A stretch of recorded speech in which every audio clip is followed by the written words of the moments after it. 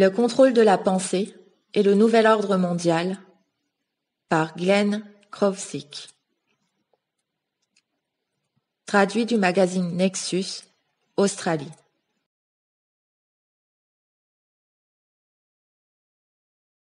Ceci est la deuxième et dernière partie examinant un sujet auquel la plupart d'entre nous préféreraient ne pas penser. Le contrôle de la pensée.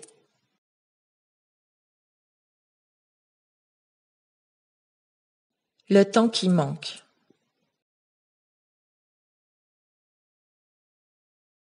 Une série d'expériences conduites par la CIA pour trouver une méthode pour provoquer l'amnésie découvrit que des pulsations de micro-ondes pouvaient être utilisées pour surstimuler la production d'acétylcholine dans le cerveau, un neurotransmetteur associé à l'emmagasinage de la mémoire. Ce procédé était connu sous le nom de EDOM, entre parenthèses, dissolution électronique de la mémoire. Lorsqu'un sujet est exposé à ce signal, il ne peut tout simplement pas emmagasiner de la mémoire, et donc reste avec une période d'amnésie ou de temps manquant. Ils peuvent même être influencés à ne pas se souvenir de ces amnésies. D'après le livre The Mind Manipulators, les manipulateurs de la pensée, par Alan W. Shefflin et Edward M. Upton Jr., publié en 1978, je cite, « L'EDOM altère la perception du temps en émettant des ondes radio et des tonalités ultrasoniques qui, eux, agissent sur les produits chimiques qui agissent sur l'emmagasinage de la mémoire dans le cerveau. » Fin de la citation. Il semble même que cette technique puisse être utilisée pour effacer des souvenirs spécifiques des cerveaux d'individus qui ont été exposés à des informations hautement classifiées et qui quittent l'emploi d'agences gouvernementales qui travaillent avec des informations sensibles. Cette technique particulière me laisse songeur à propos de ces événements appelés « de temps qui manque » associés à de présumés enlèvements extraterrestres. Nous avons développé la technologie qui provoque des périodes d'amnésie dans nos propres laboratoires, et nous n'avons pas besoin d'intrus extraterrestres pour nous montrer comment le faire.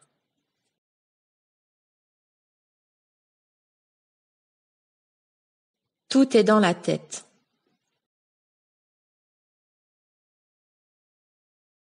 Les opérations d'implants cérébraux, dont le blâme est si couramment placé sur les kidnappeurs extraterrestres, ont lieu partout sur notre planète depuis très longtemps, et elles sont perpétrées par des humains. Des docteurs en Suède ont placé des transmetteurs cérébraux dans les têtes de patients anesthésiés sans leur consentement ou leur savoir depuis plus de 30 ans. Il existe des preuves que les hôpitaux de Södertörnsjuk-Väst, Karolinska, Nacka et Sundsvall ont implanté des transmetteurs cérébraux sans la permission ni la connaissance de leurs patients durant plusieurs décennies. Les autorités suédoises nient l'existence de transmetteurs cérébraux et avisent les plaignants qu'ils risquent d'être internés dans des hôpitaux psychiatriques s'ils continuent de parler de ces appareils.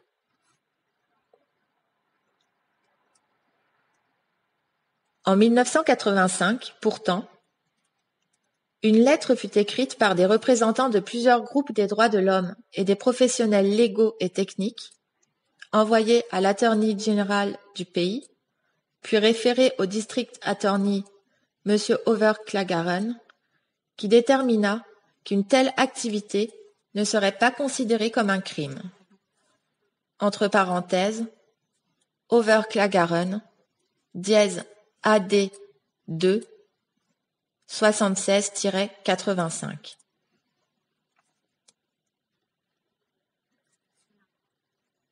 Un manuel de 1968, intitulé « Télémétrie biomédicale », écrit par le Dr Stuart Mackay, anciennement de l'Université de Californie à Berkeley, qui était utilisé par l'unité d'éducation de l'Institut de recherche de la défense suédoise, rapportait que, parmi les divers instruments de télémétrie disponibles aujourd'hui, il y a des transmetteurs miniatures qui peuvent être avalés, portés de façon externe ou implantés chirurgicalement sur des animaux ou des humains. Ils permettent l'étude simultanée du comportement et des fonctionnements physiologiques. La portée des observations est trop étendue pour plus qu'une allusion à quelques exemples. Les possibilités ne sont limitées que par l'imagination du chercheur.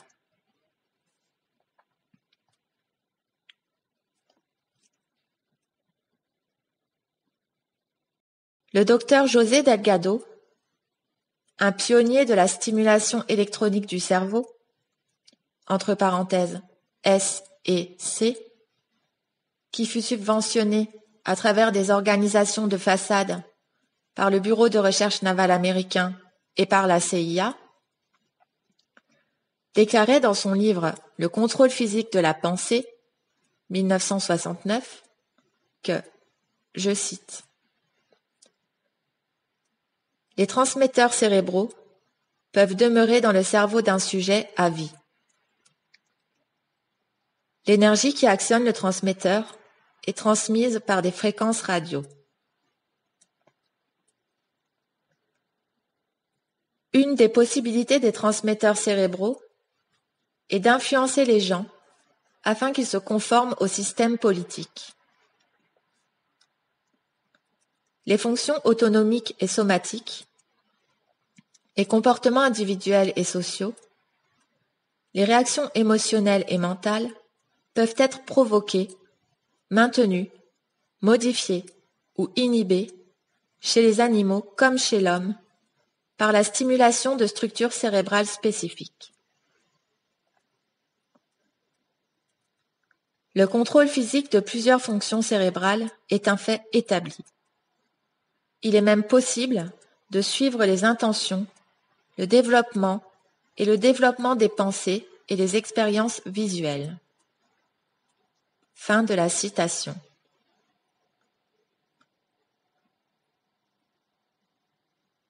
Les premiers implants étaient d'environ la taille d'un demi-filtre de cigarette.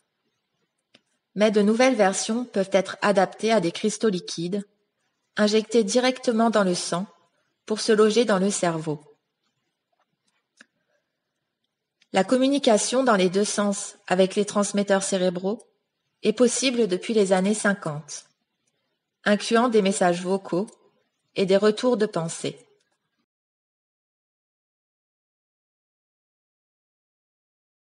D'autres armes de la Deuxième Guerre mondiale. Les armes qui, d'après Arlan Girard, sont utilisées dans des opérations secrètes de contrôle de la pensée, incluent un transmetteur qui transmet à la fréquence du système nerveux humain et qui, d'après lui, est manufacturé par l'Oral Electro-Optical Systems d'à Pasadena, Californie.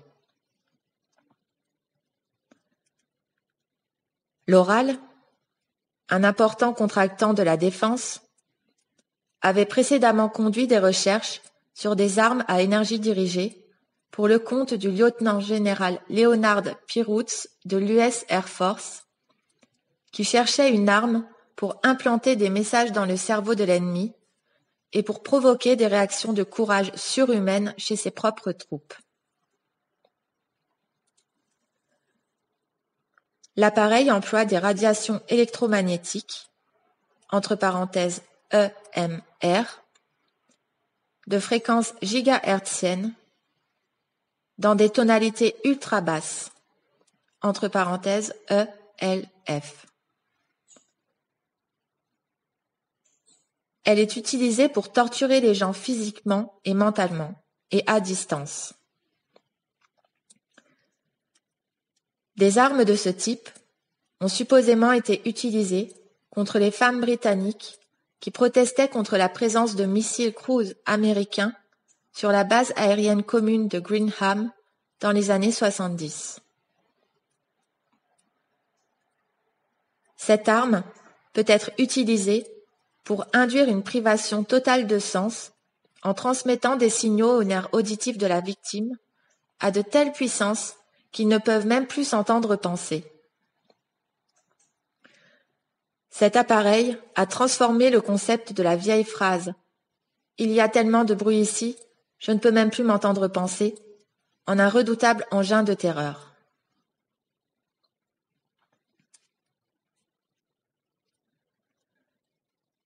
Les procédés employés par de telles technologies ELF sont décrits dans plusieurs publications du département de la Défense, incluant le spectre électromagnétique dans les conflits à basse intensité par le capitaine Paul E. Tyler, commandement médical de la Navy, qui est inclus dans une collection intitulée « Les conflits à basse intensité et la technologie moderne », édité par le lieutenant-colonel David G. Dean, Air Force.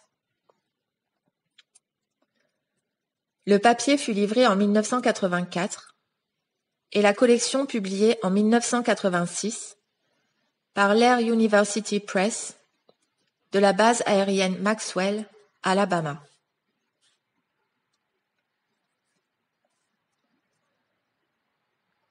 Un autre appareil à pulsation de micro-ondes peut transmettre des signaux audibles directement à un individu, tout en restant inaudible à qui que ce soit d'autre. La technologie est très simple et elle peut être construite avec un banal fusil radar policier. Le faisceau de micro-ondes, généré par l'appareil, peut être modulé à des fréquences audio et transmettre des voix directement dans le cerveau. Dans son livre « The Body Electric », Robert Baker, candidat au prix Nobel, décrit une série d'expériences conduites au début des années 60 par Allen Fry, où ce phénomène fut démontré pour la première fois, aussi bien que des expériences ultérieures conduites en 1973 à l'Institut de recherche militaire Walter Reed par le docteur Joseph C. Sharp, qui suivit lui-même des tests dans lesquels il prouva qu'il pouvait entendre et comprendre des paroles transmises dans une chambre d'isolation sans écho via un audiogramme pulsé en micro-ondes dirigé vers son cerveau.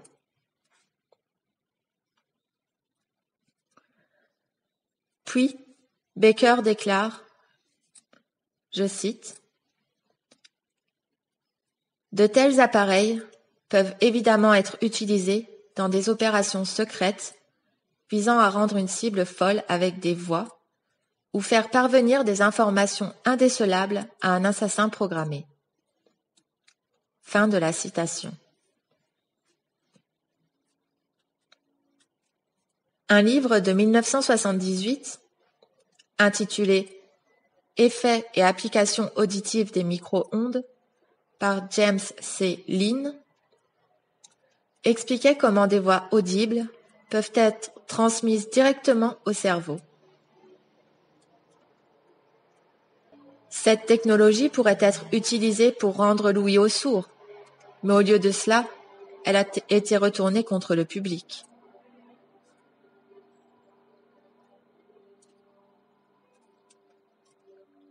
Allen Frey rapportait aussi qu'il pouvait ralentir, accélérer ou arrêter les battements cardiaques d'une grenouille isolée en les synchronisant avec un faisceau de micro-ondes. Je cite.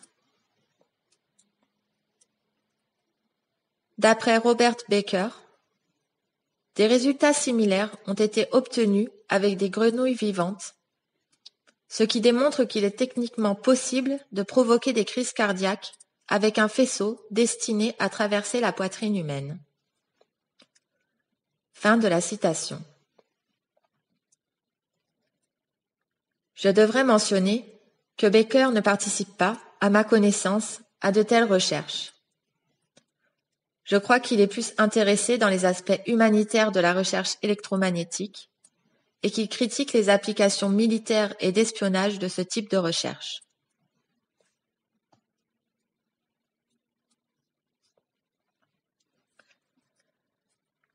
Il a été démontré que des rayons d'énergie électromagnétique concentrés à ultra haute fréquence, entre parenthèses UHF, peuvent être utilisés pour provoquer une agitation et une activité considérable ou pour provoquer une faiblesse et une léthargie musculaire.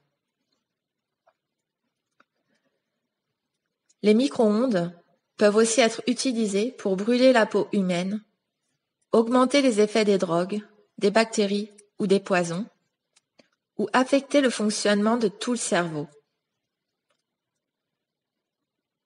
Ces effets ont tous été étudiés en profondeur par la CIA. Le 21 septembre 1977, en témoignant devant le sous-comité du Sénat sur la santé et la recherche scientifique, le docteur Sidney Gottlieb, qui dirigea le programme MK-Ultra, fut forcé de discuter des aspects de la quête de la CIA pour trouver des techniques d'activation de l'organisme humain par des moyens électroniques à distance.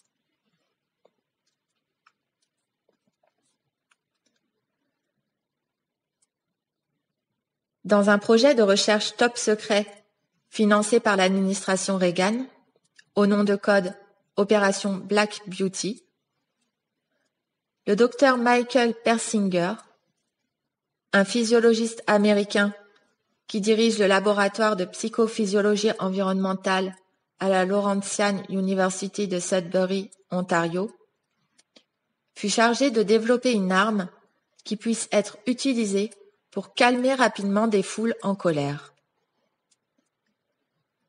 Il développa un appareil électromagnétique qui employait des champs de basse intensité à variation de temps pulsé à des registres de fréquences extrêmement basses à des fréquences entre 1 et 10 Hz. Apparemment, une personne se trouvant dans le champ de cet appareil trouvera un endroit spécifique de son cerveau inondé d'histamine, provoquant de crises incontrôlables et des vomissements. Est-ce là le genre d'activation que l'on peut vouloir atteindre ?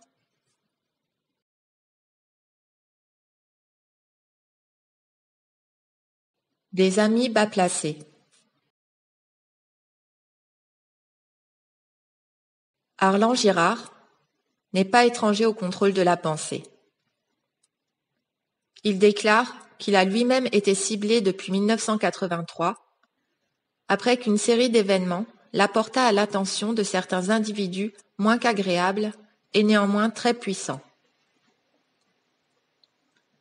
Tout a commencé quand il fit quelques remarques négatives sur le genre de républicanisme de Ronald Reagan à l'ancien lieutenant-gouverneur d'Hawaï qu'il approcha en 1976, quand il travaillait en Australie, pour amasser des fonds pour la campagne de réélection à long terme de Reagan. Il fit aussi valoir sa désapprobation face à l'éventualité qu'un ancien directeur de la CIA devienne président, en réponse à une question relative à comment il voyait George Bush, de qui il ne savait pas grand-chose à ce moment, prendre la direction à la Maison-Blanche.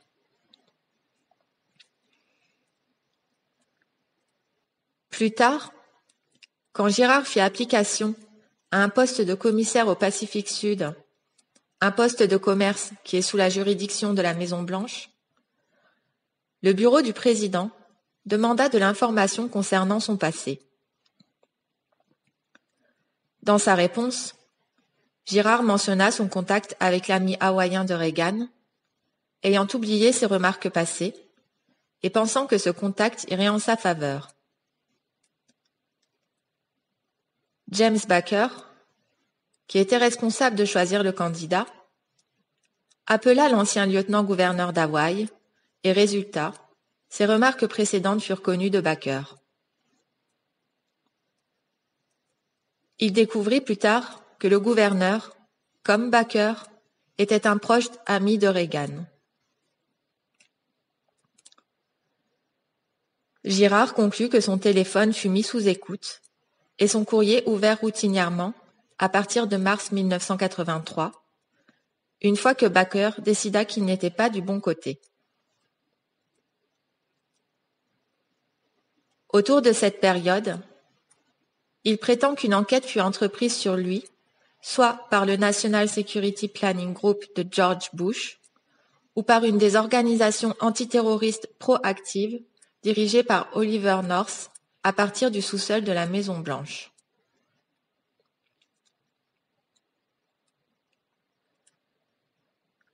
En 1983, Oliver North, que Reagan appelait « mon marine favori », était le lien entre le National Security Council et la FEMA, l'Agence fédérale de gérance des urgences, une organisation d'extrême droite responsable de coordonner les agences gouvernementales en période d'urgence nationale ou de troubles civils, aussi bien que de planifier un gouvernement de continuité.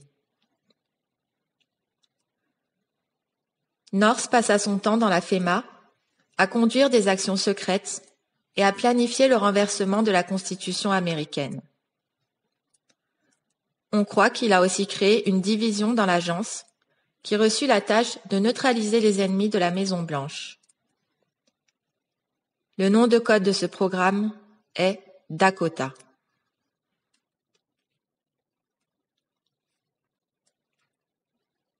Le mémo non daté suivant, préparé par le National Laboratory de Los Alamos, intitulé « Concept pour assister l'Agence fédérale de gérance des urgences dans ses missions », trace les grandes lignes de la recherche proposée pour enquêter sur les effets des radiations de micro-ondes sur les organismes mammifères, donnant encore plus de crédibilité aux allégations de Girard.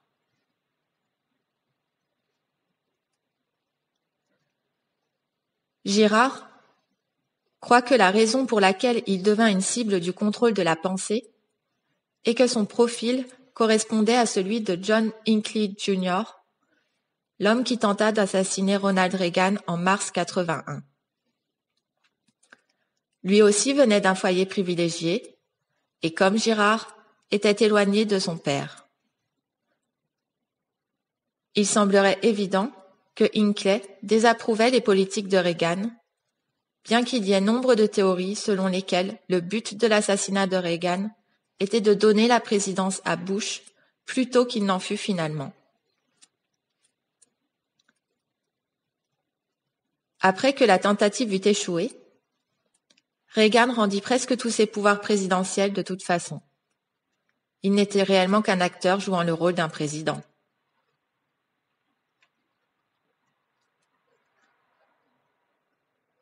Girard habitait Los Angeles, pas très loin du ranch de Reagan, à Santa Barbara, au moment de l'enquête, ajoutant, il croit, à la spéculation concernant son potentiel de menace. Bien qu'il ne s'agisse que de coïncidence, il se peut que ça n'ait pas été vu de cet œil, car c'est autour de cette période que le traitement de contrôle de la pensée a commencé. Une idée de la naïveté des évaluations des menaces potentielles pour le président par la Maison-Blanche effectuée après la tentative d'assassinat est mentionnée dans le livre de Bud Woodward, Veil, The Secret Wars of the CIA.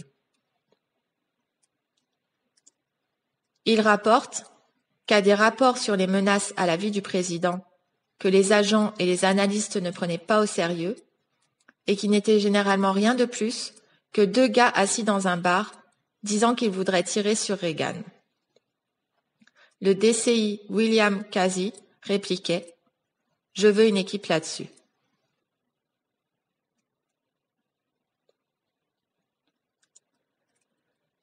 En 1989, le FBI refusa à M. Girard l'accès à son propre dossier à cause qu'il est exempté de publication obligatoire sur la base de 5 USC.522 entre parenthèses B entre parenthèses 1.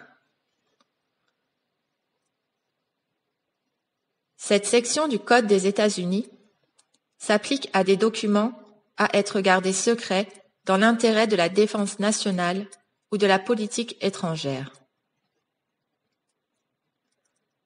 Girard n'a jamais eu une autorisation de sécurité, ni appliqué à un poste qui en requérait, bien qu'il ait travaillé pour l'Air Force, de qui il avait obtenu des charges honorables en 1963.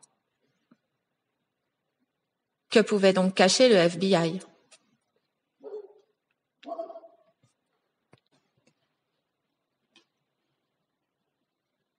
Girard prétend qu'il a été exposé à de l'information hautement classifiée et extrêmement sensible lorsque ses entraîneurs ont essayé de lui parler pour l'inciter à commettre des meurtres ou au moins à se suicider.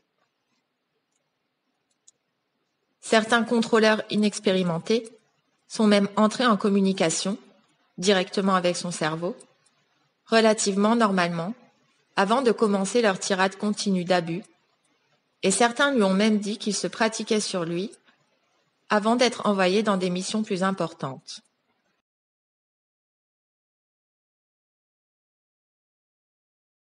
La charade démocratique.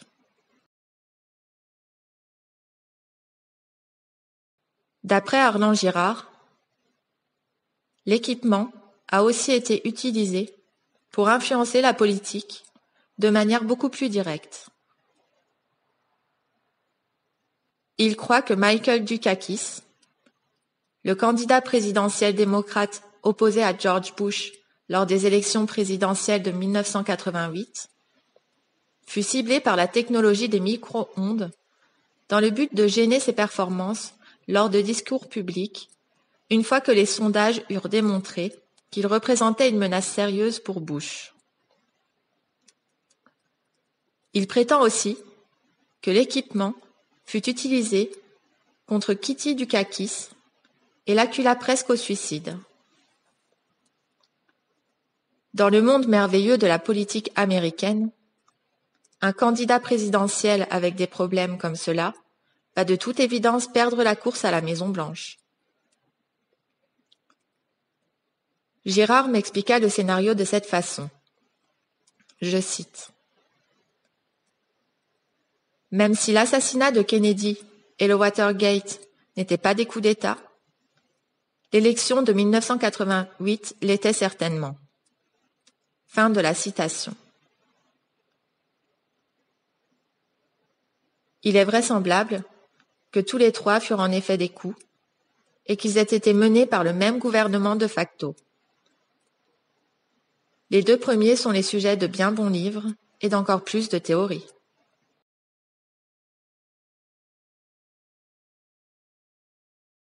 Échec et maths. Est-ce que les déclarations personnelles de Girard, à l'effet d'avoir été la victime de contrôle de la pensée et de tortures électromagnétiques, semblent trop irréelles à la lumière du fait que de telles expérimentations ont réellement eu lieu? Il dit que le plus grand défaut de l'efficacité du traitement auquel il a été soumis réside dans l'évaluation simpliste de sa personnalité, déclarant, je cite, « Je ne suis pas meurtrier ni suicidaire. La CIA peuvent m'assassiner, mais je ne serai jamais l'automate de personne. » Fin de la citation. Nul doute que bien des individus n'auront pas la même capacité de résister, ni la même force de persévérer. Quant à pourquoi il est encore en vie, dans les jours où il se rendit compte que la Maison-Blanche, ou la FEMA, était en train d'essayer de le neutraliser, il commença à tenir un journal qui inclut les numéros des plaques d'immatriculation de nombreux véhicules associés à son traitement qui peuvent être retracés directement à la Maison-Blanche. Il a fait circuler de nombreuses copies de ce journal pour sa propre protection. Il dit aussi qu'il y a l'horrible possibilité que le procédé de cette torture soit en lui-même gratifiant pour ceux qui l'appliquent, et que pour cette raison, il préfère le garder en vie pour pouvoir continuer à le travailler plutôt que de s'en débarrasser.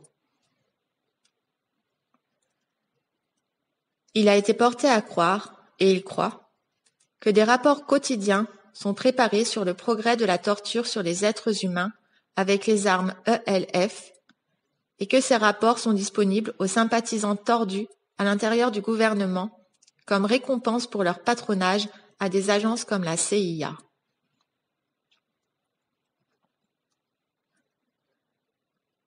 Girard dit que des attentats ont aussi été tentés contre sa vie avec des armes conventionnelles.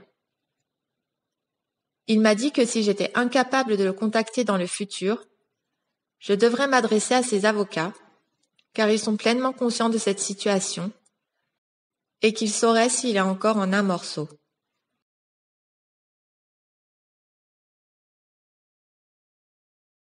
La Légion involontaire. Si les déclarations de Girard étaient les seules de cette nature, on pourrait sans risque trouver raison à les mettre en doute, mais elles ne le sont pas. Plusieurs individus, certains avec des profils très publics, croient être sujets de ces opérations de contrôle de la pensée, mais ils passent cela sous silence, de crainte que ça pourrait détruire leur crédibilité ou pire. D'autres, qui, dû au comportement antisocial qui amène leur cas à l'attention du public, sont perçus comme des fous ou des menteurs. Par exemple, le samedi 17 mars 1984,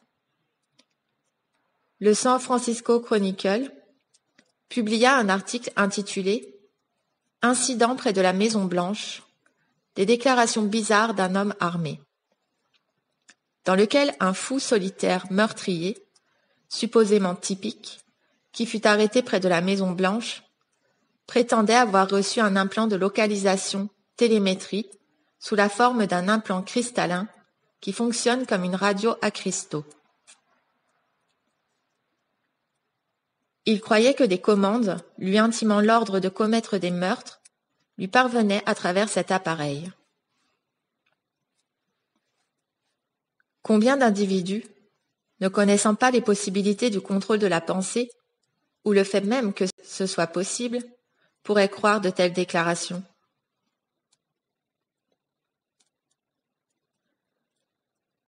Un rapport similaire, paru dans le Miami Herald du lundi 24 mai 1984, dans un article intitulé « Pilote de drogue prétend être pris dans un complot de la CIA ».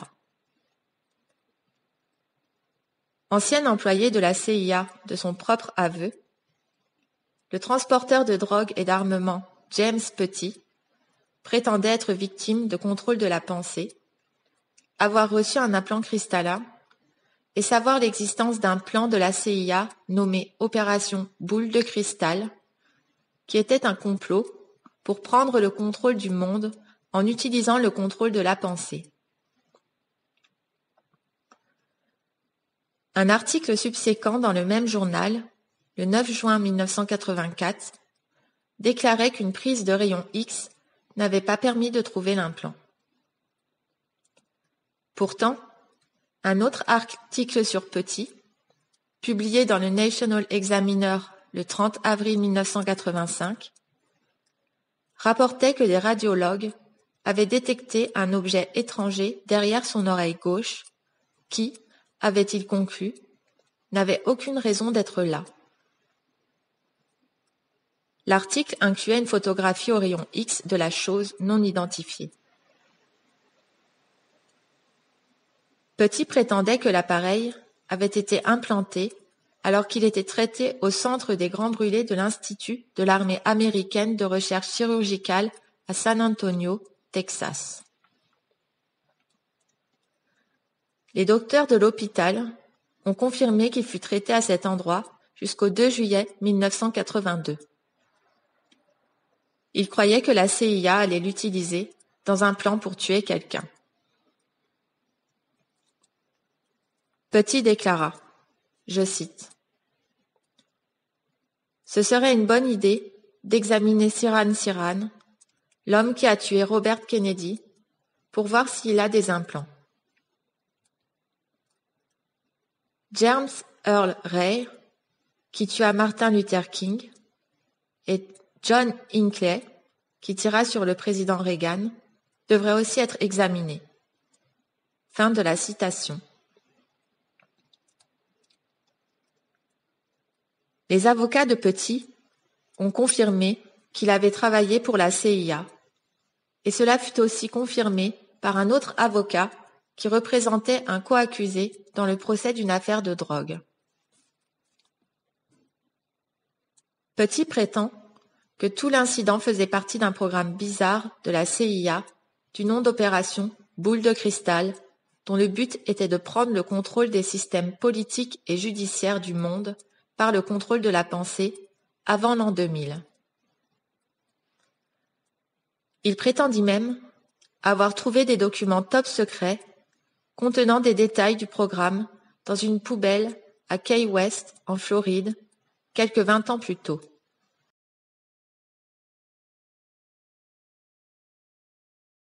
Traverser l'esprit. Dans son livre « Such Things Are Known », de telles choses sont connues,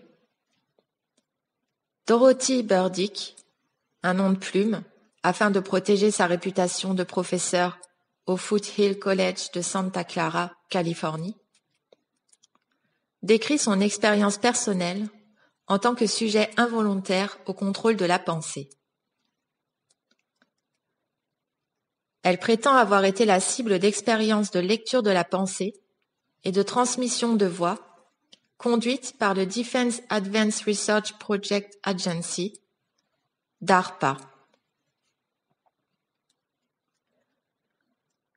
Utilisant un superordinateur Cray, faisant fonctionner un programme complexe de reconnaissance de structure, l'agence était capable de lire les ondes cérébrales de Dorothy et d'insérer des pensées dans son cerveau plus vite qu'elle ne pouvait les traiter. Elle raconte que ces pensées étrangères lui venaient à l'esprit, littéralement.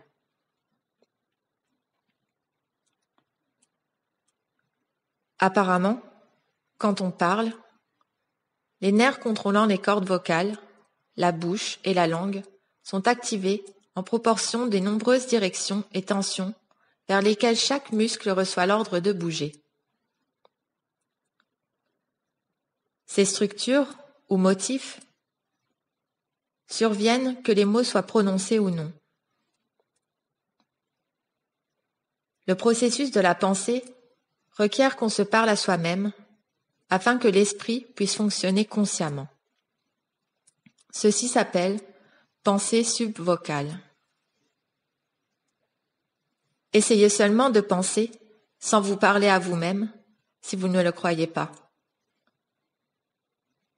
Les motifs d'ondes cérébrales produits dans ce procédé neurologique peuvent apparemment être lus en utilisant une forme d'appareil de surveillance à distance et peuvent révéler toutes les pensées d'un individu.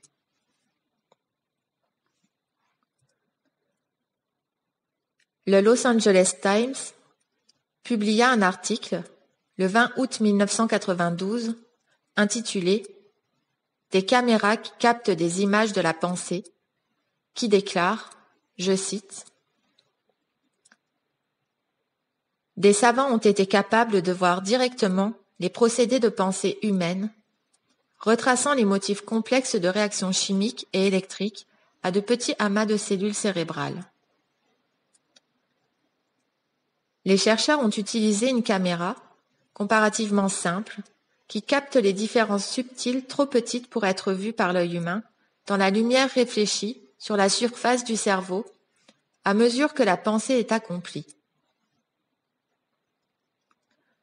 Ils ont dit que le procédé va permettre de dresser une carte beaucoup plus précise des procédés de la pensée et des activités physiques d'endroits spécifiques du cerveau.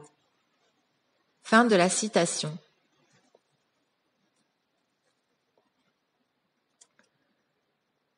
William H. Theodore, un neurologue de l'Institut national des maladies neurologiques et des attaques, commenta, je cite, « C'est une technique très intéressante. L'avantage est que ça enregistre des changements très rapides des fonctions du cerveau. Je crois que cela va permettre aux chirurgiens de mieux déterminer les régions de la parole. » Fin de la citation.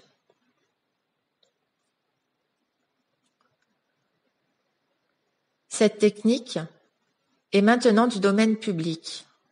Alors, serait-il vraiment surprenant que la DARPA, qui a dépensé des milliards de dollars à développer des super-ordinateurs à traitement parallèle et sur de la recherche sur la reconnaissance de motifs pour l'utilisation éventuelle dans des avions de combat, ait découvert comment appliquer cette technologie à des opérations plus sinistres?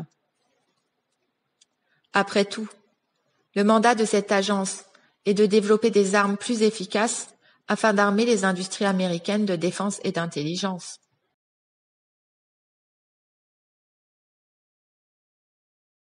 La vraie guerre des étoiles.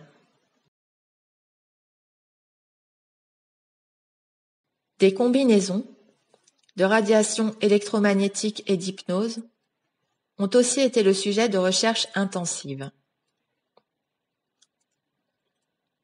En 1974, le chercheur J. F. Chapitz dit de l'un de ses projets de recherche, je cite,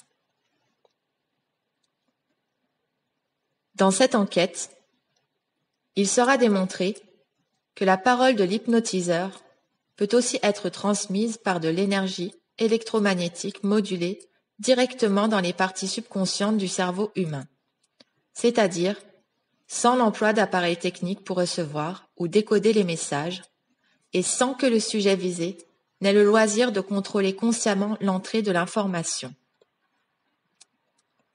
On peut s'attendre à ce qu'ils rationalisent leur comportement et qu'ils le considèrent comme venant de leur propre volonté. » Fin de la citation.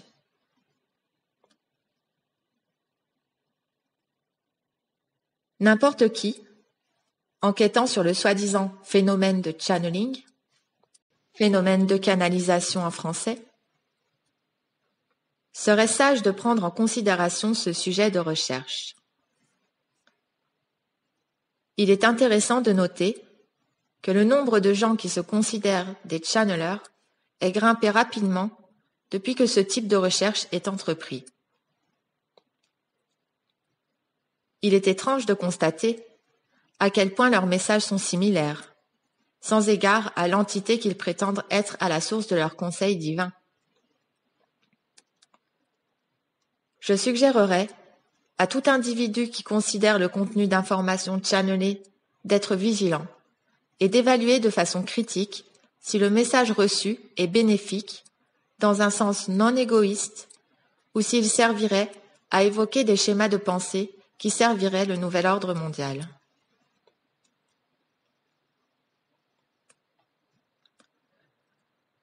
Le Sydney Morning Herald publia un article le 21 mars 1983 qui ajoute du poids à cette hypothèse. L'article expliquait qu'un document intitulé « Les soviets envahissent la pensée humaine » avait été présenté au journal par le docteur Nassim Abdelaziz Newaghi, assistant professeur à la faculté d'agriculture de Mosht-Tohor, Touk Kaloubia, en Égypte. Il est intéressant de citer cet article, bien que la grammaire soit un peu bizarre. Je cite. Les soviets ont manufacturé, ou même importé, les ordinateurs avancés et les ont remplis avec des données psychiques précises basées sur leurs études de l'anatomie et de la biologie du corps humain, et de leurs études sur l'anatomie, la chimie et l'électricité du cerveau humain.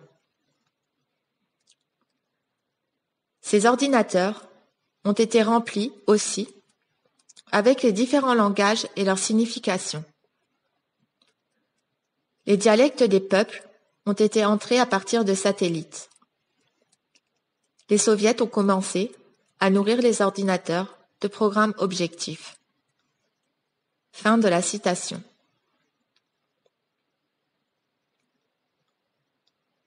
Je cite à nouveau.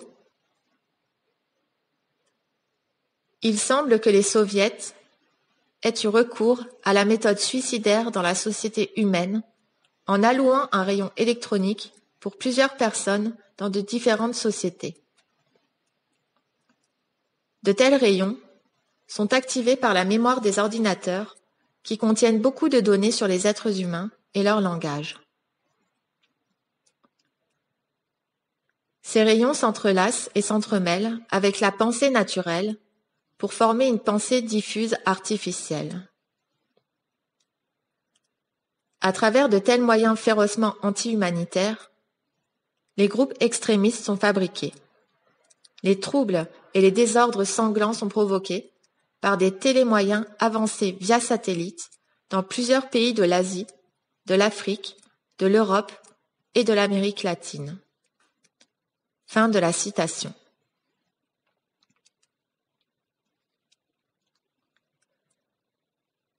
L'éditeur de la rubrique dans laquelle l'article fut publié déclarait même, je cite, « Nous pensons que ce sont des points trop importants pour les ignorer. » Fin de la citation. Je pense que c'est une façon conservatrice de le dire. Une possibilité déroutante, étant donné l'information que nous avons en main, et que les individus impliqués dans cette opération gigantesque de contrôle de la pensée puissent être eux-mêmes programmés et ne se rendent même pas compte de ce qu'ils sont en train de faire.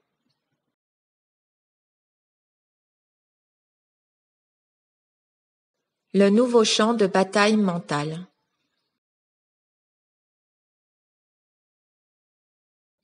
Dans l'édition de décembre 1980 du journal Military Review de l'armée américaine, un article du lieutenant-colonel John B. Alexander, intitulé « Le nouveau champ de bataille mental, Beam Me Up, Spock », apportait de nouveaux détails concernant les capacités techniques présentement disponibles aux contrôleurs.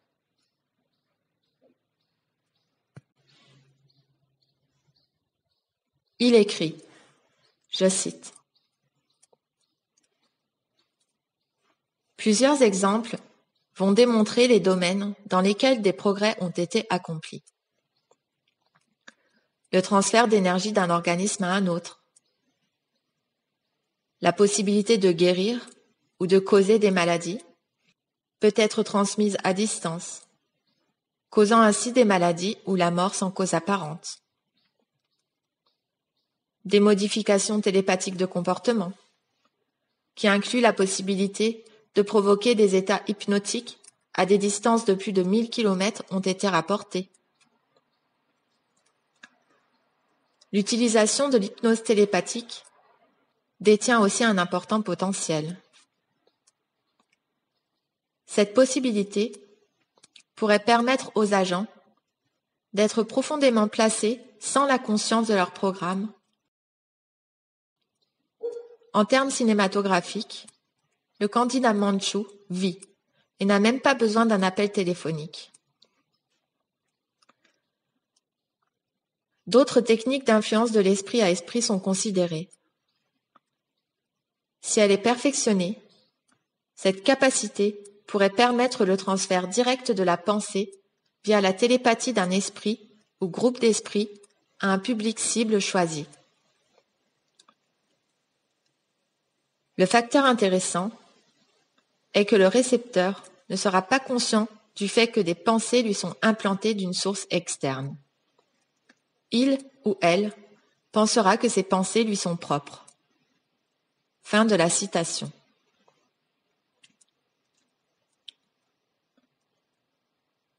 S'il est possible de communiquer des pensées artificielles dans le champ morphogénique via satellite, alors le contrôle de la pensée de la planète entière est possible.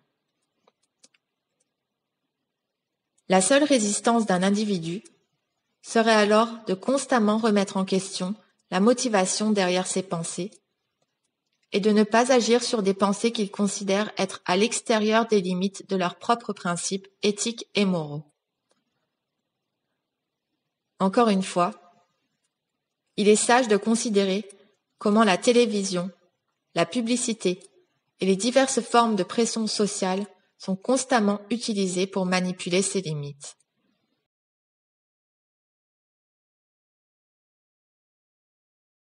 Un ordre dont on peut se passer. La technologie de contrôle de la pensée est une réalité. Certaines techniques sont utilisées secrètement sur des particuliers et d'autres sont utilisées ouvertement sur la planète au complet. Allez seulement allumer la télévision. Voilà la plus efficace d'entre toutes.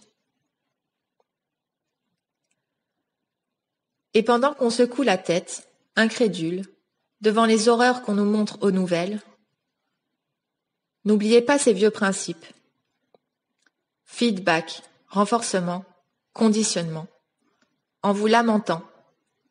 Pourquoi ces gens font-ils toutes ces choses horribles? Il serait raisonnable de considérer que ces gens reçoivent plus qu'un petit coup de pouce de la part de nos Big Brothers. Après tout, à moins que l'ancien ordre mondial ne devienne le pire ordre qui soit, pourquoi en voudrions-nous un nouveau?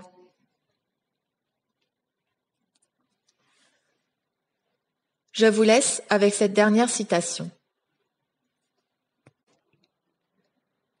Elle fut dite par Zbigniew Brzezinski, ancien conseiller en sécurité nationale de Jimmy Carter, dans son livre « La société technotronique », qui est presque un texte biblique pour les proposants du nouvel ordre mondial. Brzezinski, le fondateur de la tristement célèbre Commission trilatérale, a joué un rôle clé dans la campagne électorale de 1988 de George Bush en tant que conseiller en politique étrangère. Ça semble un peu bizarre pour un ancien conseiller en sécurité nationale démocrate, non? Et est un infatigable promoteur d'une philosophie de gouvernement unique, nouvel ordre mondial. Je cite.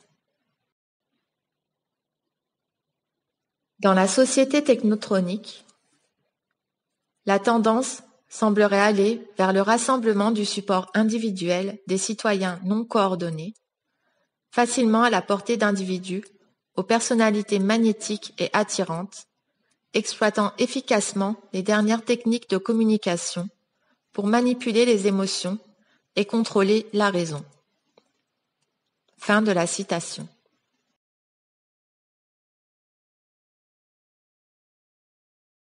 Minuit moins une. Comme le lieutenant-colonel Alexander l'a dit dans le sommaire de son article du Military Review, je cite, « L'information présentée ici sera considérée par certains comme ridicule parce qu'elle ne se conforme pas à leur vision de la réalité. Mais certaines personnes croient encore que la Terre est plate.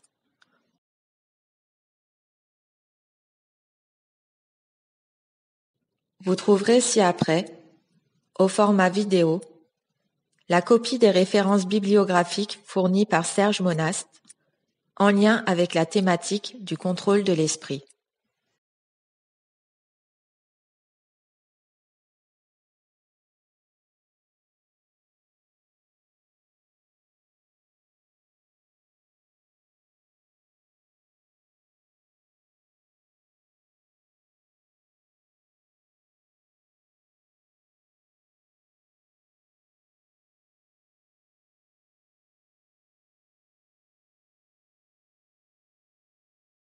Les services secrets des vaccins.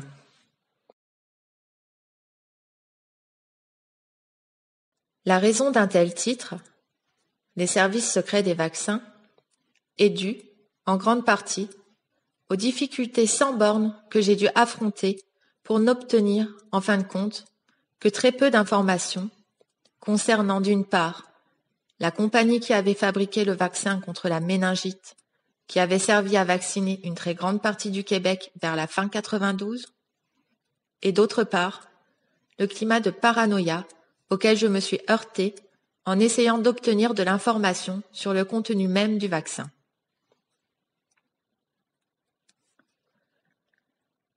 À la suite d'une très longue série de téléphones, en octobre 1993, je finis par obtenir le nom de la compagnie s'étant personnellement occupée de ce vaccin. La Connaught Laboratories, située à Willowdale, en Ontario. Par après, j'ai communiqué avec le ministère de la Santé et des Services sociaux du Québec afin de pouvoir obtenir de plus amples informations concernant le climat dans lequel avait été décidée une vaccination aussi importante.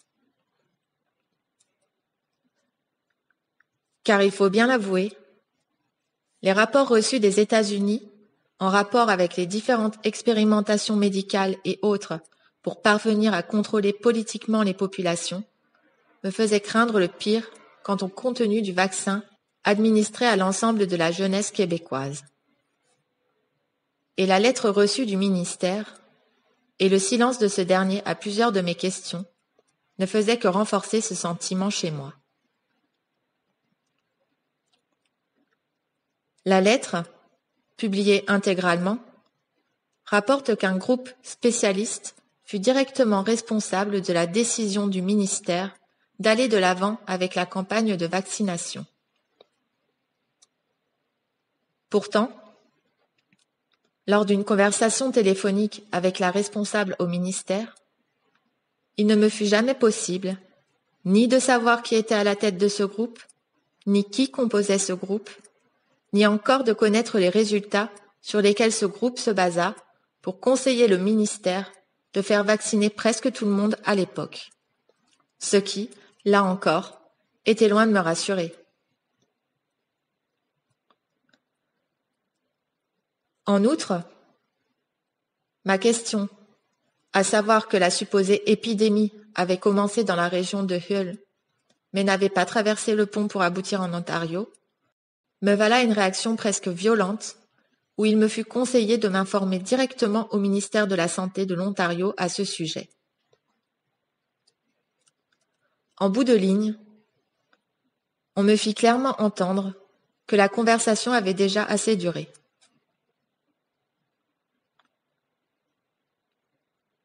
Ce fut donc à la suite de ce téléphone que je communiquai directement avec la salle des nouvelles de Radio-Canada où je pus m'entretenir avec Martine Turcotte.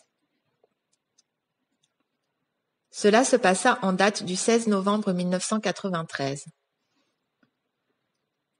Après l'avoir eu informée à propos de mes difficultés à obtenir de l'information adéquate sur ce qui s'était réellement passé en 1992 au sujet du vaccin, et l'avoir entretenue sur les informations que je possédais au sujet des cristaux liquides pouvant être séparés et administrés en 2 vaccins distincts, elle me dit de recommuniquer avec elle le lendemain.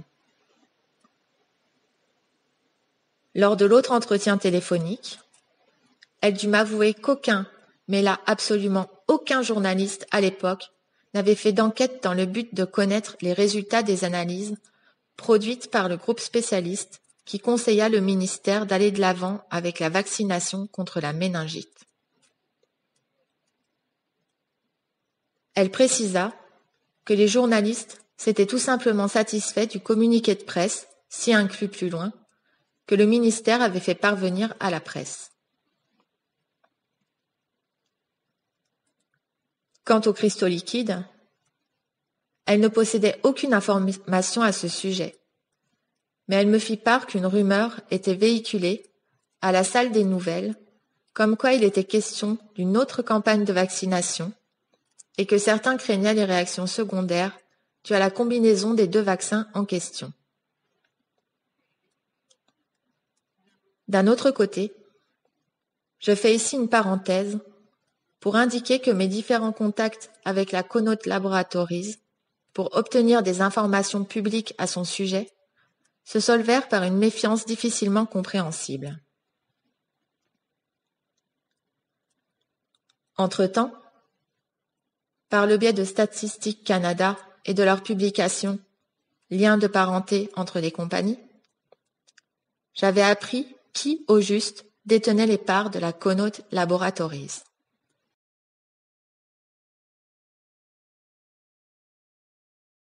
Vous trouverez ci-après, au format vidéo, la copie de l'extrait de la publication de Statistique Canada que Serge Monast nous fournit et qui met en lumière les actionnaires de ces mystérieux laboratoires Connaught.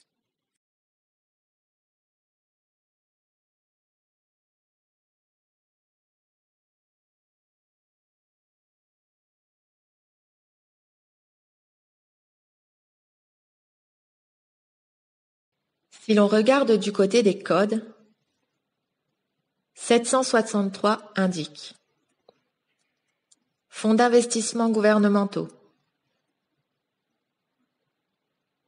869 indique Autres services extérieurs des compagnies. 864 indique Services techniques. 727 indique Société pour le financement des entreprises. 756 indique Société d'investissement et de gestion. 374 indique Manufacturier de produits médicaux et pharmaceutiques. 793 indique Agence de développement immobilier. L'on est frappé par les pourcentages d'appartenance avec la Caisse de dépôt et de placement du Québec par la même CDC Life à qui est redevable la Connaught Laboratories. À la même époque, je communiquais avec le ministère de l'Industrie, du Commerce et de la Technologie du Québec, Direction générale de Montréal, qui ne put que me communiquer peu d'informations et me référa à l'inspecteur des institutions financières du Canada.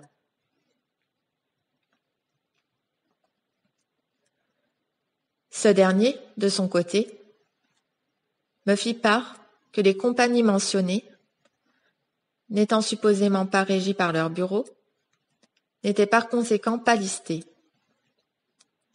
Alors, mais à qui donc ces mêmes compagnies paient-elles leurs impôts? Donc, d'un fonctionnaire à l'autre, au fil des fax, des téléphones, des jours, ça doit être ça la démocratie. Avoir la liberté de perdre une partie de sa vie à chercher des informations publiques. Je finis par me faire diriger vers l'ordinateur, le service de recherche fédéral Radar, Industrie, Sciences et Technologies, Ottawa. Les fonctionnaires y travaillant ne voulurent jamais me donner une réponse par fax, mais me firent savoir qu'ils ne possédaient absolument aucune information concernant les compagnies mentionnées à la page 41. À la fin, presque à bout de souffle, et surtout, découragé de voir que la pratique de la démocratie exigeait autant de temps, d'énergie et de dépenses, j'aboutis au CRIC, Centre de recherche industrielle du Québec, et au bureau de l'inspecteur des institutions financières du Québec, qui, à mon étonnement, me fournirent plusieurs des informations que je désirais.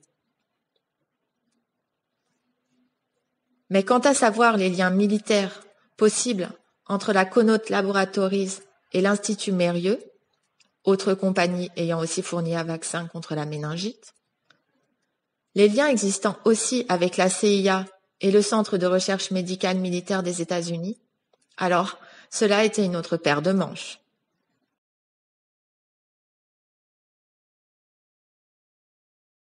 Manipulation politique de la vaccination.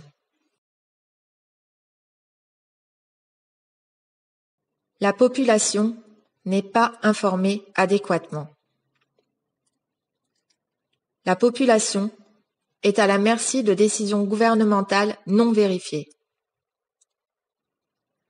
La population est à la merci des monopoles pharmaceutiques dont les vaches à lait sont les centres hospitaliers, les CLSC et les centres et les foyers d'accueil. À leur tour, les vaches à lait de ces centres de la santé sont les personnes âgées, consommateurs soumis aux prescriptions de tout genre, et les jeunes enfants, les champions consommateurs des vaccins. Par conséquent, la population du Québec est en danger. Ce qui vient renforcer, voire même confirmer ces assertions, c'est l'analyse du contexte politique prévalant lors de la campagne d'immunisation systématique de la population québécoise. Et à ce propos, les contradictions et les incohérences qui en ont fait partie sont légion. Par exemple, pourquoi la décision concernant la dernière campagne de vaccination massive au Québec contre la méningite fut-elle avant tout une décision politique et non plutôt une décision médicale? Depuis quand est-ce que les politiciens se font-ils passer pour des spécialistes des questions médicales?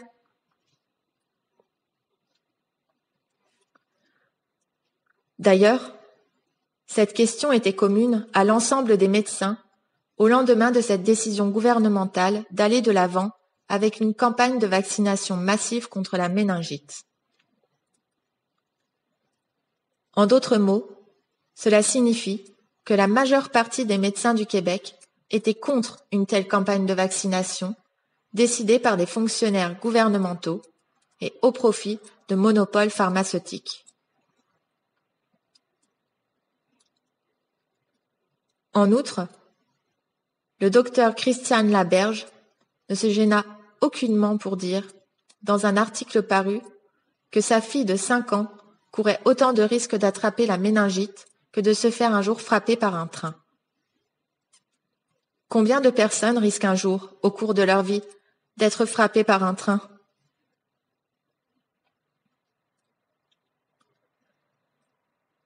Voici un court extrait d'un document du gouvernement du Québec, ministère de la Santé.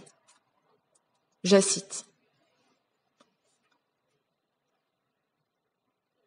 Le docteur Gilles Delage y suggère qu'il est contre-indiqué de vacciner les enfants en bas âge, 6 mois et moins, parce que cela représente une réduction appréciable de tolérance immunitaire suivant la vaccination chez ces jeunes enfants.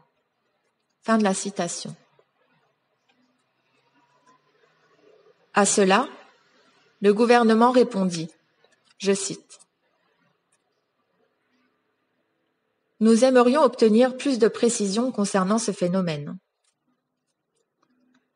Quelle serait au juste la durée de cette réduction? Et le médecin, surtout au niveau privé, doit-il être mis au courant d'une telle contre-réduction ?» Fin de la citation. Et plus loin, dans le même document gouvernemental, on retrouve ceci. Je cite.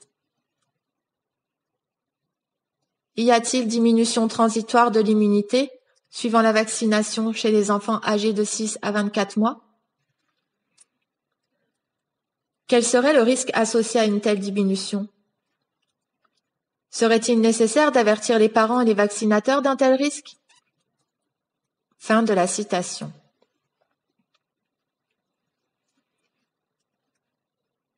Ici, on se retrouve véritablement face à un phénomène de démence semblant être motivé par des intérêts particuliers et non pour la protection de la population. Pourquoi? Parce que tout simplement, il existe plus d'une étude scientifique dans les milieux médicaux internationaux prouvant, hors de tout doute, que la vaccination des enfants âgés de moins de 2 ans est non seulement très dangereuse pour ces mêmes enfants, mais encore celle-ci attaque directement le système immunitaire de ces mêmes enfants. Ces études furent publiées et commentées dans le passé dans plusieurs journaux médicaux de différents pays.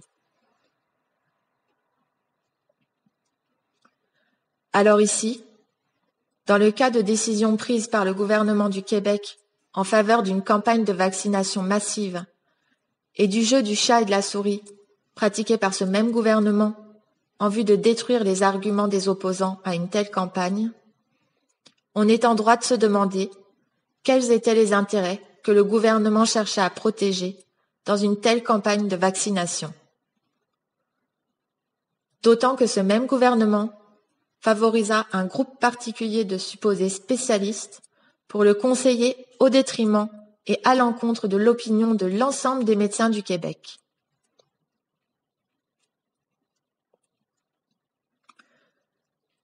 Et que le gouvernement se demande si oui ou non il doit informer les parents et les vaccinateurs de tels risques démontre bien, encore une fois, que celui-ci semblait beaucoup plus préoccupé à protéger des intérêts qui ne semblaient en aucune manière être ceux de la population visée par cette vaccination massive. Ce qui vient renforcer cet argument, ce fut le rejet catégorique qu'opposa le gouvernement aux spécialistes du monde médical qui firent connaître leurs préoccupations légitimes dans un article publié par le Journal de la Presse du mardi 4 février 1992, que l'on retrouve plus loin aux pages 51-52. Le choc en est d'autant plus brutal que ces spécialistes, non répertoriés par le gouvernement, déclarent entre autres, je cite, « L'expérience mondiale dans l'utilisation de ce vaccin est relativement limitée. Le vaccin ne protège pas contre tous les sérogroupes de méningocoques impliqués dans les infections invasives. La protection conférée par le vaccin anti-méningocoquique est de courte durée. Il n'est pas recommandé de procéder à une vaccination systématique de la population. Ceci est l'opinion unanime des autorités de santé publique au Canada et aux États-Unis.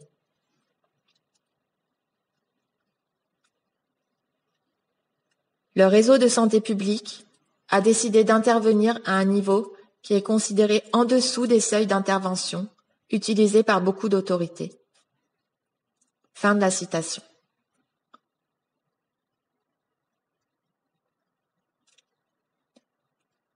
Ceci est assez clair. Le gouvernement a décidé d'aller de l'avant avec une campagne massive de vaccination, et cela à l'encontre même des avis de différents spécialistes du monde médical au Québec et à l'étranger. Pourquoi ?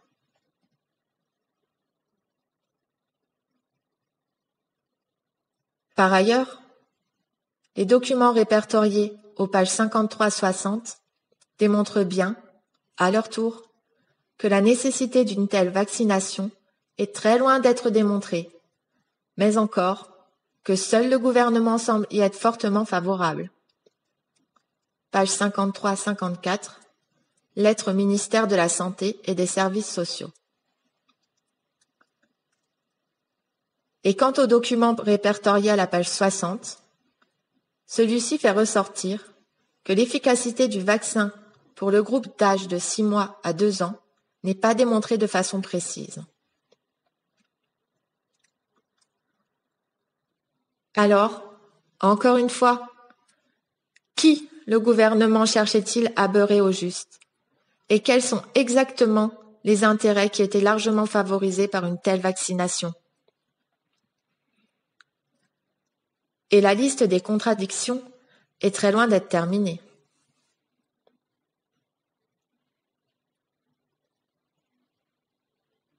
Lors de l'annonce officielle de la vaccination massive au Québec, plusieurs médecins s'y sont fortement objectés. Mais la décision relevait du gouvernement. Et la vaccination, bon gré mal gré, fut dès lors prise en charge par le personnel infirmier. Les médecins n'ont même pas été consultés et ont même été mis à l'écart de plusieurs CLSC, surtout lorsqu'ils commencèrent à s'objecter sur la nécessité d'une telle vaccination de masse. Plusieurs publièrent même leur désaccord dans des journaux, mais ceux-là reçurent l'ordre de se taire de la part de leur corporation. D'ailleurs, les CLSC, pour ceux qui ne le savent pas, sont des prolongements de l'univers, très fonctionnarisme du gouvernement. En d'autres mots, ceci veut dire que les CLSC n'ont pas à cœur, en premier lieu, votre santé ou votre bien, mais plutôt la stabilité du pouvoir politique gouvernemental. Tant les CLSC que les centres et les foyers d'accueil, les centres de services sociaux et réseaux officiels des familles d'accueil, sont des filiales de renseignement gouvernemental pour la stabilité du pouvoir politique en place.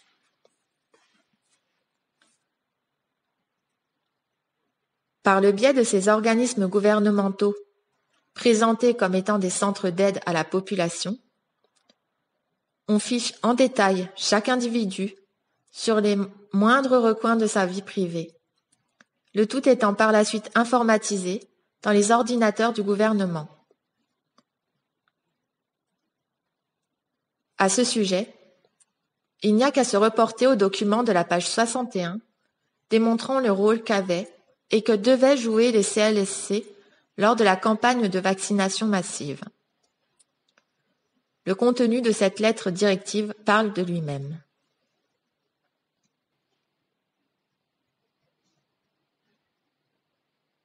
Saviez-vous qu'aucune loi n'oblige qui que ce soit à se faire vacciner? Pourtant, la plupart des établissements de santé affirmaient à la population que la vaccination était obligatoire, même que des pressions faites sur des patients qui refusaient d'être vaccinés furent rapportées par plus d'un. En outre, plusieurs personnes me rapportèrent personnellement les combats qu'ils durent mener contre des institutions scolaires parce qu'ils étaient contre la vaccination.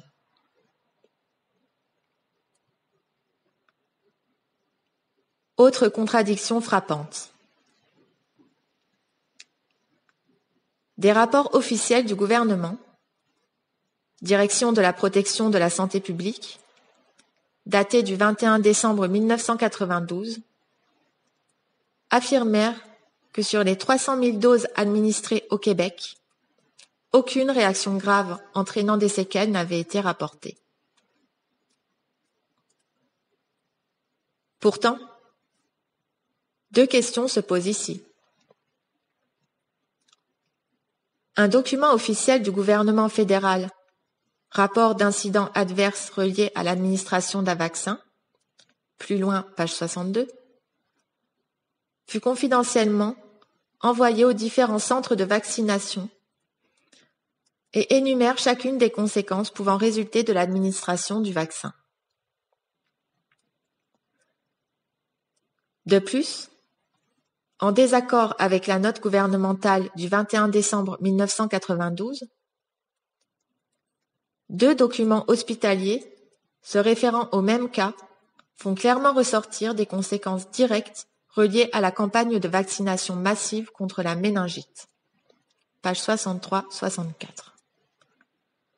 Et ce cas, comme me l'a fait remarquer une professionnelle des milieux de la santé, est l'un des 400 cas tenus confidentiels par les autorités au Québec.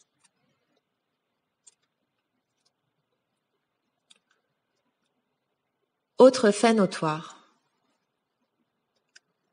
Comment se fait-il que des enfants de certaines régions au Québec furent vaccinés avec un type de vaccin différent que recevaient des enfants d'autres régions dans la même période?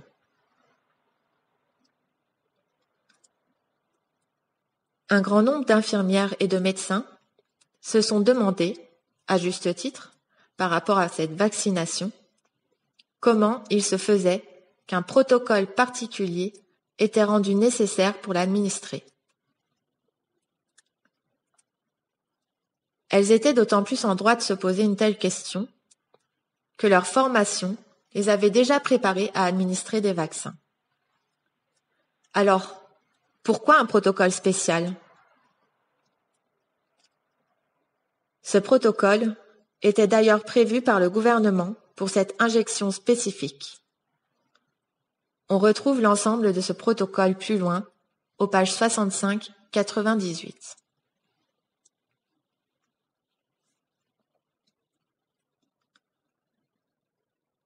Par ailleurs, fait des plus inusités, la manière, dans certains cas, et pour un vaccin en particulier, qu'il fallait incliner la seringue avec un angle particulier pour injecter ce vaccin spécial. De plus, la pression très forte qu'il fallait appliquer pendant plusieurs secondes à l'endroit même où l'injection avait lieu. Et par la suite, l'aiguille de la seringue qu'il fallait retirer très rapidement.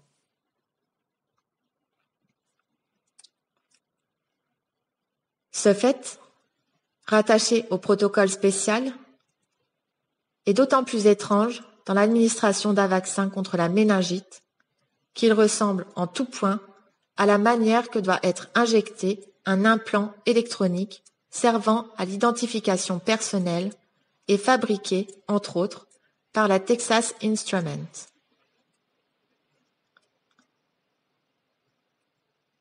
La méthode est aussi semblable à celle utilisée pour l'injection de cristaux liquides afin d'empêcher leur retour dans la seringue.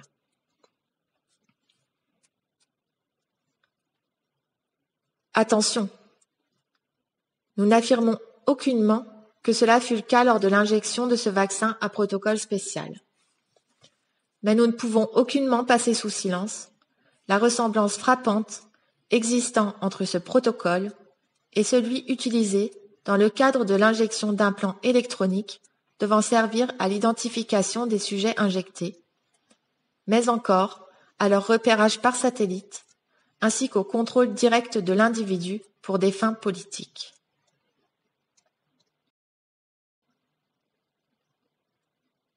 Ce protocole, sur l'angle à utiliser lors de l'injection de ce vaccin, est démontré aux pages 84-85 du présent document.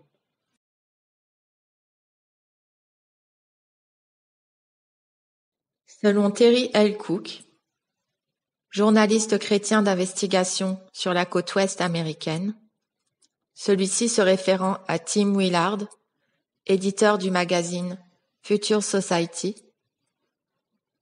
la technologie cachée derrière le nouveau microchip humain n'est pas très compliquée et avec un peu de raffinement, pourrait être utilisée dans une large variété d'applications humaines. D'une manière plus que concevable, un numéro pourrait être assigné à chacun dès la naissance et faire partie intégrante de la vie de celui-ci jusqu'à sa mort. Vraisemblablement, cette puce électronique pourrait être implantée sur le revers de la main, et celle-ci pourrait servir de carte d'identification universelle, ce qui remplacerait les cartes de crédit, les passeports, les permis de conduire. Au supermarché, il ne suffirait que de passer le poignet au-dessus d'un scanner pour effectuer ainsi un débit direct sur votre compte bancaire. D'ailleurs, en ce moment même, en 1993, une compagnie américaine, la Destron IDI du Colorado, fabrique et annonce ses puces électroniques d'identification, entre parenthèses ID Chips, globalement via Infopet et d'autres distributeurs nationaux et internationaux. Ces puces, pour l'instant, sont utilisées pour retracer, contrôler et identifier les vaches, les moutons, les chevaux, les porcs, les chiens et les chats, les oiseaux et les poissons, et tout produit manufacturé. Actuellement, ce nouveau système se répand à la vitesse de l'éclair sur toute la planète.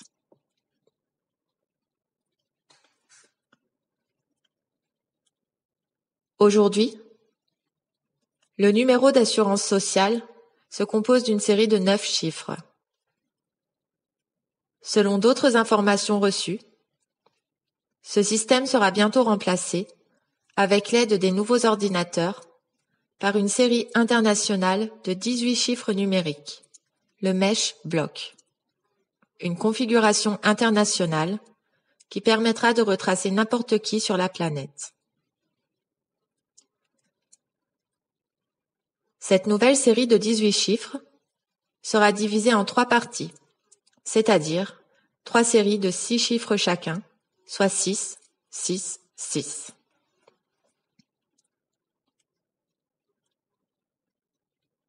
Au moment où vous lisez ces lignes, ces implants de puces électroniques, aussi appelés transpondeurs, sont partout répandus sur la planète pour le contrôle de l'industrie animale.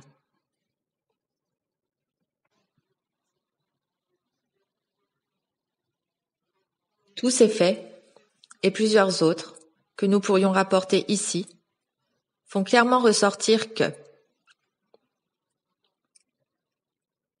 les médias d'information furent manipulés par le gouvernement lors de la campagne de vaccination massive contre la méningite. Que le journalisme d'enquête au Québec est absent.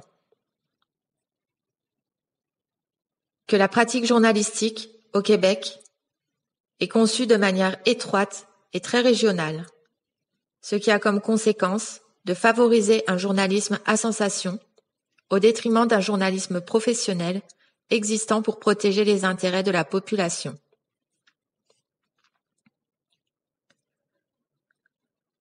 Que le gouvernement a imposé de force une vaccination massive avec laquelle l'ensemble du monde médical était en désaccord.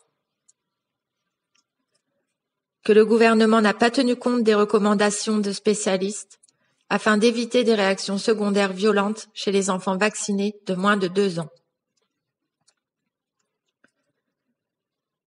Que le gouvernement s'est refusé à informer adéquatement la population des conséquences secondaires rattachées à ce vaccin et au vaccin en général.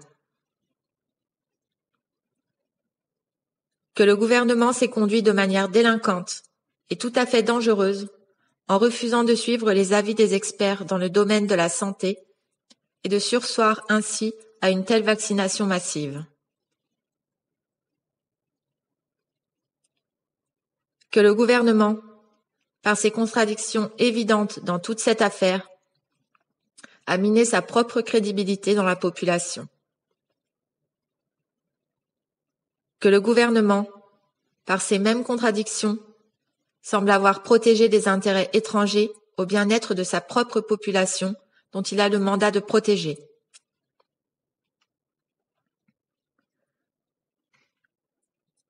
La connaissance des nouvelles technologies rattachées tant aux cristaux liquides qu'aux implants d'identification semble tout à fait absente des milieux de la santé du Québec, ce qui met en danger la population et ce qui, dans plusieurs cas, peut fausser plusieurs diagnostics dans les domaines de la médecine psychiatrique, de la médecine légale, ainsi que d'autres champs de la pratique médicale en général.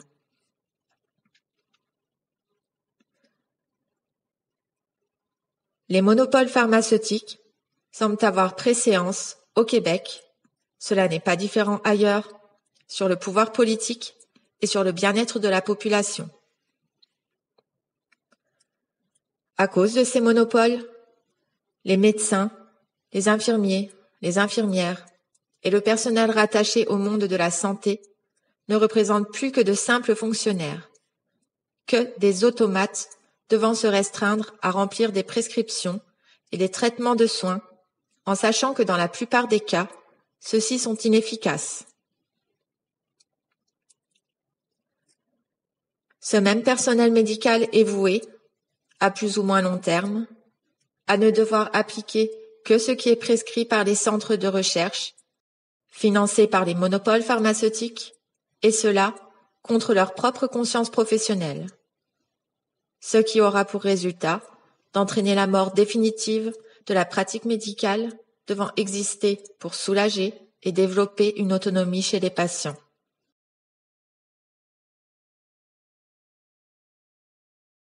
Vous trouverez ci-après, au format vidéo, la copie des documents preuves contenus dans le livre, à ce moment du livre, concernant la vaccination contre la méningite au Québec.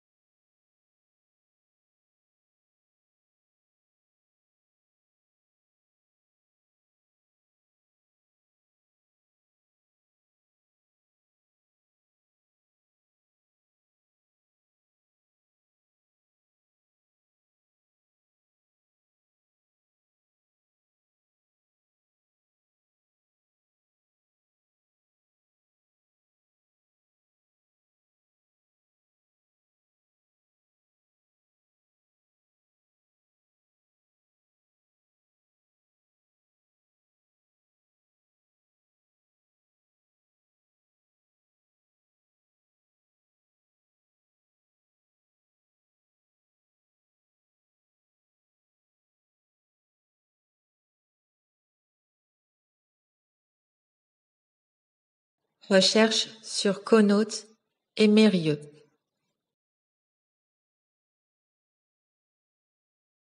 Les documents suivants, pages 99 à 120, font ressortir les recherches longues et fastidieuses produites pour situer Conneaut Laboratories et Institut Mérieux, les deux compagnies ayant fourni les vaccins contre la méningite au Québec en 1992. Malgré toutes ces recherches, très peu de résultats furent obtenus, au point de se demander si ces compagnies sont d'ordre public ou si encore elles font partie de projets gouvernementaux secrets.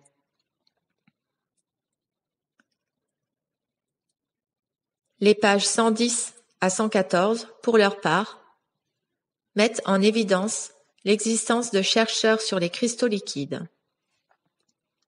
Fait notoire, à la page 111, le professeur Edward Gullerinter, ayant fait des recherches en rapport avec les cristaux liquides et les antibiotiques et les stérols, entre parenthèses, alcool polycyclique dans le groupe duquel se trouve le cholestérol, les vitamines B et les stéroïdes, fut contacté par moi le 2 mai 1994, affirmant que ce type de recherche avait, selon ses propos, dont je doute, été abandonné au milieu des années 70.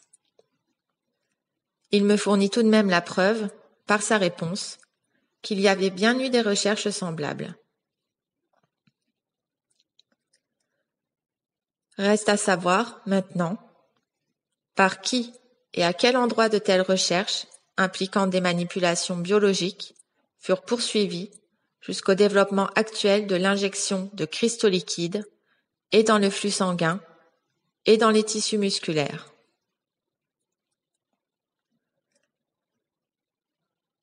Quoi qu'il en soit, l'enquête est toujours ouverte et des résultats à ce sujet seront disponibles et rendus publics sous peu.